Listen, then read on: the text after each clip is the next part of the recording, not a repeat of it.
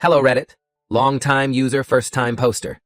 As the title says, today I messed up by opening my marriage. Me F30 and my husband M43 have been together 15 years, married for 10. To say that our time together has been great would be a lie. We have our issues like every couple does, and we don't allow it to sway each other apart, but today was the first time in 10 years I've considered divorce. A few months ago, me and my husband agreed to an open marriage. The decision was purely on his part, and my decision was highly influenced by his constant nagging. But I digress. Recently, my husband has been coming home in a mood I believe work was getting to him, but today he came home in a very good mood. I knew this meant he must have found a woman. There was no other possibility, so I asked what had him feeling so great. His response made my stomach drop. It was my sister, 18F. I saw red. I began screaming and calling him names I don't wish to repeat here. It ended in me packing a bag and leaving. I just couldn't believe it. My teenage sister and my husband. I feel disgusting. He hasn't contacted me in the few hours I've been gone. I'm typing this sat in a Starbucks parking lot. I think I should tell our parents, but they don't believe my sister can do any harm. They had me accidentally when they were young, whereas my sister was planned. I want to leave him. I don't think I can face him or my sister again. Update. Hello all. Thank you for all the responses. Everyone has really helped me open my eyes of how terrible not only my husband and my sister's situation is, but also mine and my husband's. I never thought of my husband as a pervert, but you guys have really helped me see. It is true, we met when I was 15. Me and him got together with my parents' approval. Growing up, my parents severely disliked me. They had me at 18 unplanned, and I ruined their chances of a successful future together. I think they wanted to just get me off their hands, even if it meant approving a marriage with a much older man. And honestly, I wanted away with my parents too, so I convinced myself it was cool to have an older boyfriend and sucked it up the whole relationship. Now for the update. I decided to speak to my sister despite mine and hers differences. When I asked her what she was thinking, she didn't know what I was on about. And that was when she shown me a bunch of one-sided texts from my husband. She told me that he made an advance on her, and she rejected him, thank God. Which lead to the question, why was he so happy, and why did he lie? I told my sister to block him before arranging a chat with him. I chose to meet up in a public park. I don't feel safe alone with him anymore. When we met up, I flat out asked him why he lied. He denied it for some time before giving in after I told him my sister told me everything. He said because me and my sister weren't close, he wouldn't have thought I would go to her, and that he lied to test the water. He had his eye on her for some time, and he wanted to see how I would react. After this, there was a whole lot of him telling me I was overreacting. I wrapped up the conversation and told him I was seeking a divorce.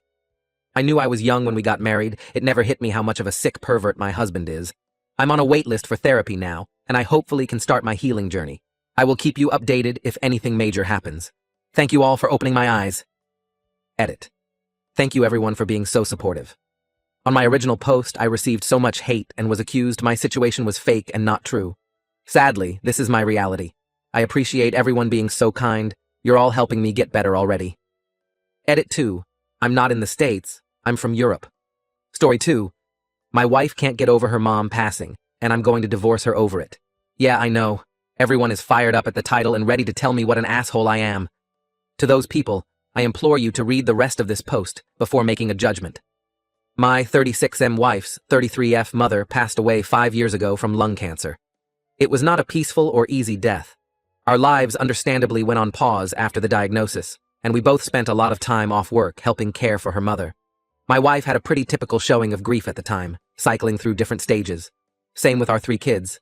After she passed, however, my wife got really bad. I totally understand this. I can't say I know exactly what she went through because I haven't had a parent die, but I understand how devastated she was, for months after she could barely function. I gently took over pretty much all the responsibilities in the household and with the kids. She had been attending grief counseling since the diagnosis and continued after the death. None of this is the problem. I endeavored to be as supportive as possible. She cried on my shoulder every night for months, and I just thought this was the worst of for better or worse. The problem is that after 5 years, she does not seem any better or more functional. She stopped grief counseling about 4 years ago and refused to go again, stating it would not help her and that nothing could. About a month before any major holiday, she will have a major downturn.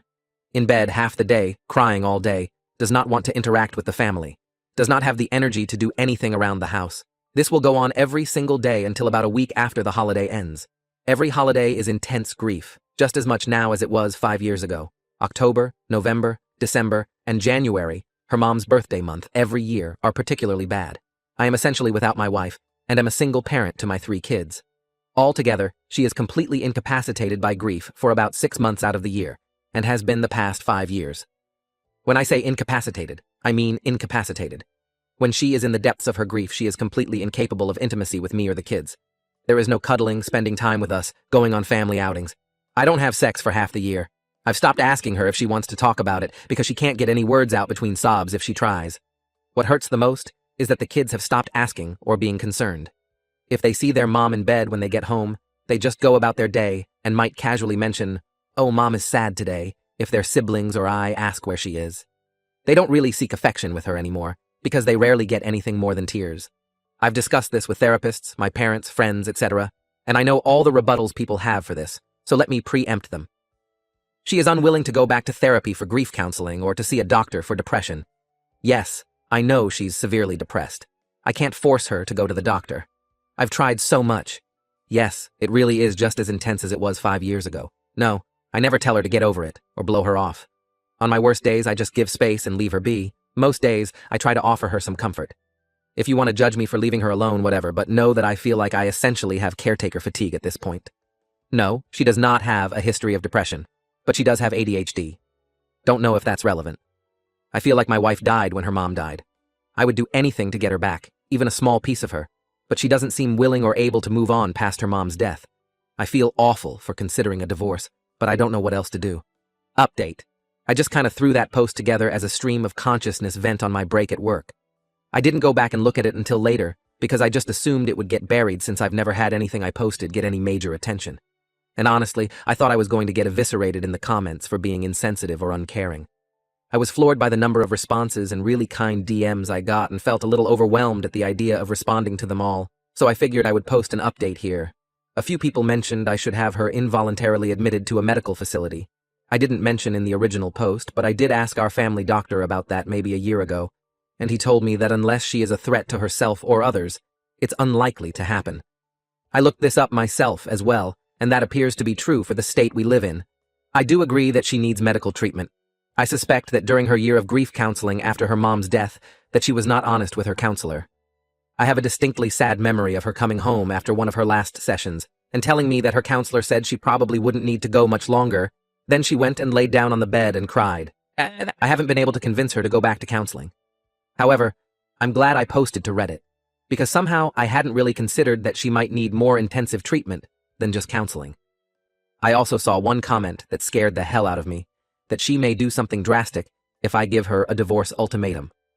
With those things in mind, I don't think doing that is the way to go. Instead, I'm planning to write her a letter explaining to her how we need her back, and that we love her and care for her deeply, but she needs more help than we can provide alone, and tell her that she needs to go to the doctor and be honest about what she's been going through. Update. I wasn't planning to post again, but got a lot of supportive messages asking for an update, so here we go. My soon-to-be ex-wife has completely lost her fucking mind. After my last post, I spent a couple of days writing the letter to her. In it, I explained that the kids and I love her dearly, and that we're concerned for her. I outlined all the worrying behavior, and told her that I believe she needs to seek additional medical care. I explained that it sounded like she had complex grief, thank you everyone who pointed that out, and that the grief therapy she went to years ago was insufficient to help her get through it. I did not say anything about potentially divorcing her, but did say that the kids can't continue to live in their current situation. It was a long letter, and I don't really feel like transcribing it here. I read the letter to her the same night. I finished writing it after the kids had gone to bed. After I finished reading, she just stared right through me, 1,000-yard stare, for probably 15 minutes, then finally stood up and started walking to the door. I panicked and tried to stop her, asked her where she was going. Can we talk about this? I'm concerned for your safety. She rolled her eyes at me and said in the coldest voice I've ever heard her use, I hope when your parents die, someone doesn't tell you to get over it. After that, I didn't try to stop her. I just let her go. I was pissed off for maybe 5 minutes before the panic set back in. I legitimately thought she was going to end herself. I checked my phone and she had turned her location off. I called and texted probably 50 times over the next hour, begging her to at least let me know she was okay and that she wasn't going to do something drastic. Right before I was about to call the police, I got a call from her phone. I answered immediately, and before I could get much of anything in, a man's voice told me, "She fine, but she doesn't want to talk to you," and hung up. I felt like I was having an out-of-body experience at the time. I had no idea what the fuck was going on. I almost called the cops anyway, but I was disassociating hard and talked myself out of it. I kept calling her phone all night, but no one picked up again. After about 2 a.m., it started going straight to voicemail. I barely slept that night. When I woke up the next day, she wasn't home. I took the kids to school, daycare. I normally do this, and my wife is normally still asleep while I do, so thank God they didn't ask where Mom was. I tried calling my wife's phone more all morning, but still voicemail. I called her office and asked if she was at work, and they told me she had called in sick. I called in sick to work as well and basically just sat on my couch, trying to get a hold of her, while being a nervous wreck. I called my mom as well and asked if she could pick the kids up from school today and watch them overnight. I didn't tell her everything that was going on yet, just that something had come up that was urgent, and I needed some help. My wife walked in the door sometime after 4 p.m. I tried to hug her, and she shied away from me. I asked her where she had been. No response, just a blank stare. I asked her who had called me from her phone. No response, blank stare. At this point, I was frustrated and told her that if she didn't want to explain what was going on, she could get the fuck out. I regret saying it that way now, but holy shit was I frustrated. So she started talking, but it was like I was talking to a text-to-speech AI with her voice. No emotion, totally flat, almost annoyed.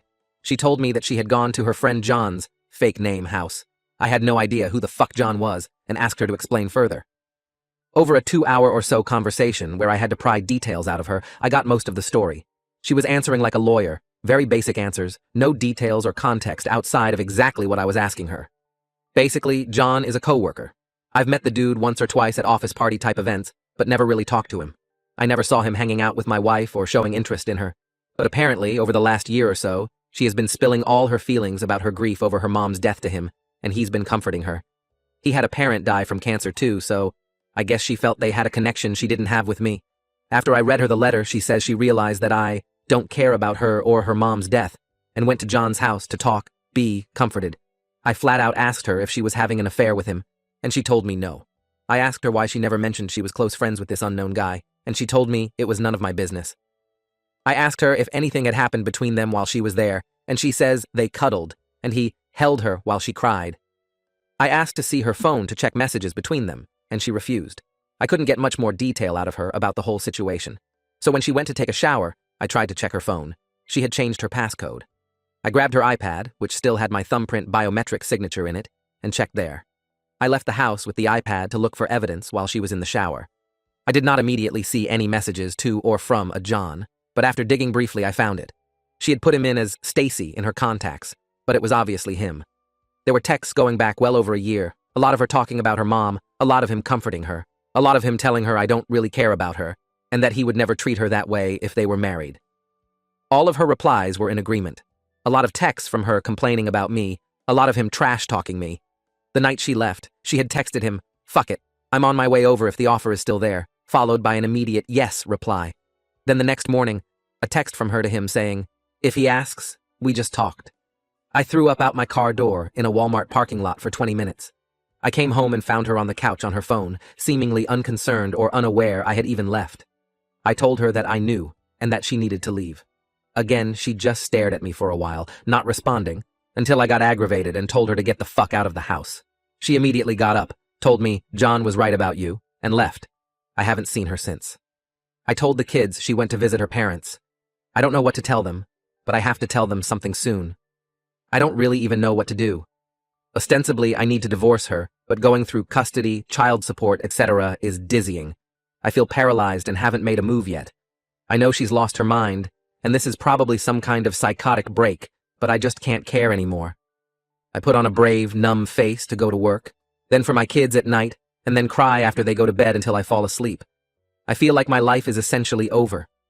I do feel like John took advantage of her vulnerability, but I don't even want to bother trying to get her to see that he's a predator.